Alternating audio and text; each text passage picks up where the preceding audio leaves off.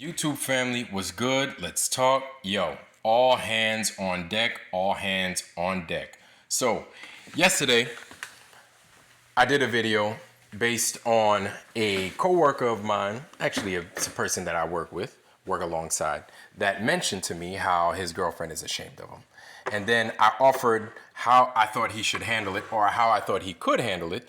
And then I offered a little bit of perspective as to how I see things. Based off of that perspective, I know that some people didn't agree with how I worded certain things and how I described in some kind of detail how certain folks may live, right? May live their lives, which is cool. I get it. Now that's how some of you guys think. That's okay.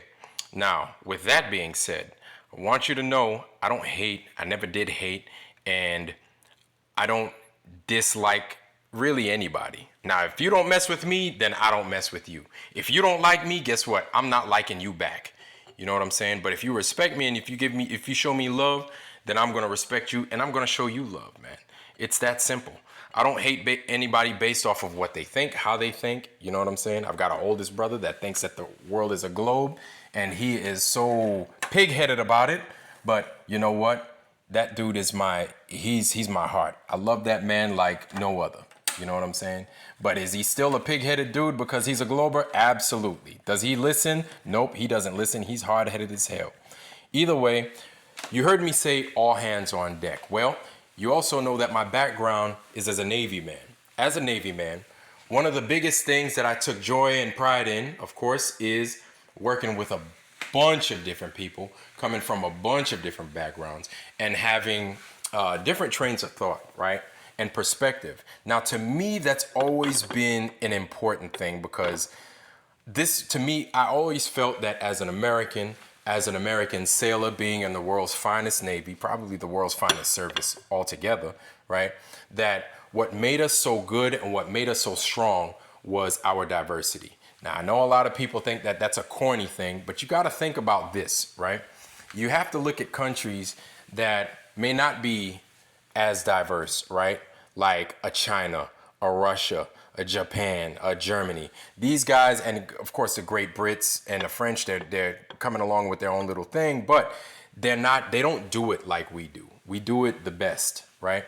To me, that's a very important thing because based off of those perspectives and everything else like that, you could do a bunch of different things that a lot of these homogeneous countries can't do, right? A lot of these quote unquote adversaries of ours, they can't even come close to replicating what we can do because to us, there's nothing that comes off the table. Now, with that being said, everything I said was said in a harsh kind of way. If you don't like that, I'm sorry, that's how I talk, right? That's just how I do. That's how I do. I'll look to maybe not touch on that subject too much with you, but this is my truth. This is how I've seen things, and this is just the truth, right? I grew up in a time where certain things were looked upon with shame. They just were, right? And I'm gonna call a strike. Now times are different. Have changed. And we are now a little bit more accepting towards particular lifestyles, and that is what it is. I'm only mentioning to you guys the truth based off of not only how I see it, but how it just is or how it just was and how it is now. So if you rock with me, great. If you don't, that's fine too. That's fine too. If you like it, if you like your alcohol watered down, that's fine. I'm going to give it to you straight every time. Anyway, I wanted to talk on not just perspective, but I also wanted to talk on the earth. Of course, you know I'm going to talk about the true earth and why we are the way we are on the true earth. So let's go ahead and let's listen to Neil deGrasse Tyson real quick. The astrophysicist, we don't really care much about sea level. No. If you want to be high, you're measuring your distance from the center of the earth. From the very center of the earth. Is that different from the center? I'm trying to give it up. The very center of the earth. So you want to find the farthest point from that center. And it turns out sea level at the equator is farther away from the center of the Earth Pay attention, y'all. than sea level near the poles. It has nothing to do with global warming and melting of the ice caps. Why is that? Because Earth, we know it spins once a day. Yes, thank you. 3 people know how long a day lasts here. Good for row number 2. They're off to a great start. So you spin, when you spin pizza dough, it kind of flattens out. Yeah. It gets wider in the middle. And so Earth, throughout its life, even when it formed, it was spinning. And it got a little wider at the equator than it does at the poles. So it's not actually a sphere. It's oblate. And officially it's an oblate spheroid. That's what we call it. But not... Okay. All right. So you guys got that. It's an oblate spheroid. But let's continue with what his butt is. I don't want to just cut him off over there. And I'm going to go ahead and I'm going to drop this particular video in the description box. Let's continue. Only that. It's slightly wider below the equator than above the equator. Okay. So, of course, he's going to go into how it's pear-shaped and it's all that. Cool. Let's check something out real quick. All right, family, I want y'all to take a look at this right here. Here is what an oblate, in case you didn't know, for the most part, an oblate spheroid, egg-shaped, pear-shaped, sure, right? Bigger bottom than at the top or wide in the middle and everything else like that. This is what we get when we get an oblate spheroid. Basically, a loaf of bread from an actual baker or, a Red Lobster's cheesy bread. Or hell, even a Mentos. Mentoses are oblate spheroids. Perfect example, right? So there it is. Pay attention, right? Look at that closely. Oblate spheroid. We have a dozen. There goes an oblate spheroid that Neil deGrasse Tyson had mentioned, right? This joker right here. Either way. But let's show you something else. Behold, the blue marble. This is the blue marble. So based off of this image of the blue marble, right?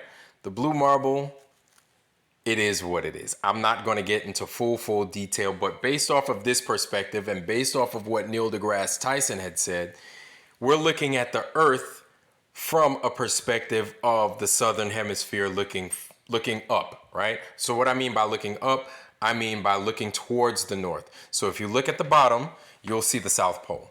If you look in the middle, you'll see Madagascar. I was going to say Sadagaskar. You'll look at Madagascar. So that means we're at the Tropic of Capricorn, right? And then you see right there the Horn of Africa. You see the Strait of Mambanamba right there in the Red Sea. And then that's Africa. So we're looking from a bottom-up perspective. Only problem is that it's a ball. It's a total, absolute sphere ball, like a soccer ball, like a volleyball, like a tennis ball or a baseball. It is a ball. It doesn't look like a cheesy bread from Red Lobster's. It doesn't look like a Mentos candy. It don't look like a Frisbee. It don't look like none of that. It is it doesn't look like a football, nothing like that. It is a ball. That's what it's look like. This is what it looks like. Okay? YouTube family. I understand that a lot of you guys don't agree with my perspective on things.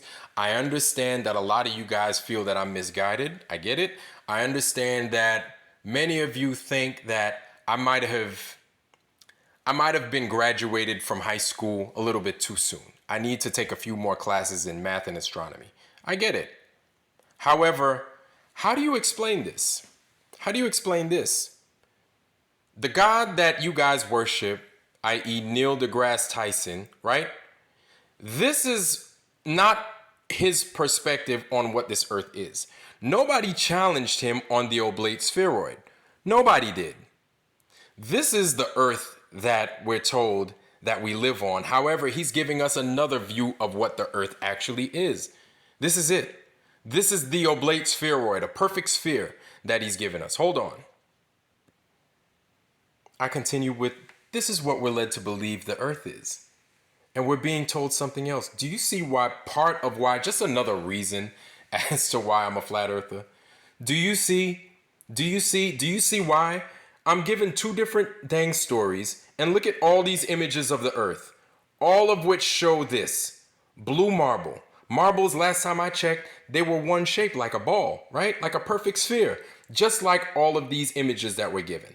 All of these images depict quote unquote what the earth is, but all of them are false. Do you guys see why so many people are now becoming flat earthers? We're being told nothing but a lie. I hope this starts to make sense for some of you guys as to why. This is just another reason, right? This isn't the main reason. This is just another reason. Science can't keep track of any of their particular stories. So all of these different guys go from lie to lie to lie to lie. They just do. Why they do it? I assume it's for money, power, clout, fame, right? Notoriety and everything like that. Of course, with the money comes the funding for, all this different stuff that they do, all these different experiments. If they were to go against the mainstream, then they would possibly lose that funding. It is what it is, right? I get the game. Am I happy with it? No, I'm not. Absolutely not. I'm not happy with how these guys play the game, because if you're honest with what your eyes are seeing, if you're honest with what the experiments say, if you're honest with 8 inches per mile squared, and we're not getting that. If you're honest with 24,800 miles in circumference, and we're not getting that. If you're honest with movement that we're being told at 1,100 miles an hour, but we're not getting that. If you're honest with all of these things, then you too would be a flat earther. You would be a true earther. You would be irate because you're being lied to time and time again if you were just honest with what was put before you and what was in front of your face. That way, when I do say something, no matter how harsh it is, you understand where it is I'm coming from. I'm not trying to hurt anybody's feelings. I'm not trying to cross anyone. I love everyone. I give everyone a fair shake. I don't care who you are. I don't care where you're from, right? Everyone to me gets a fair shake. You respect me, I respect you. But when you see this and you understand that we're being lied to, and you come to that conclusion that yes, we are being lied to, this is not true, this is a lie. How do you go back to this? When you actually truly start to begin to see what this world truly really is, and it's not this ball. How? YouTube family, I'm offering you these questions. It's not out of rhetoric, it's an actual question. If you can bring to me, tell me where I've gone wrong. Tell me where I've gone wrong. I'd be more than happy to accept that. Now, the only issue we come across is that, and I'm not being arrogant or anything like that. A lot of the questions that you're not asking, we've already asked. A lot of the reason the earth is a ball is because of this. We've already tested it. We've already seen that that's bunk, that that's a lie. We've done that. We've done the work. We've done our due diligence. Many of us in the True Earth community, we've done that hard part because we were just like you. We really, truly were. I mean, it's a very exciting and a strange time at the same time. But if we were being fed the truth from day one, we wouldn't be who we were, who we are. We wouldn't be that way. We wouldn't. Instead of jumping on our case because we think a certain way, try to look and see why we think that way. Test our claims. Go ahead and test them.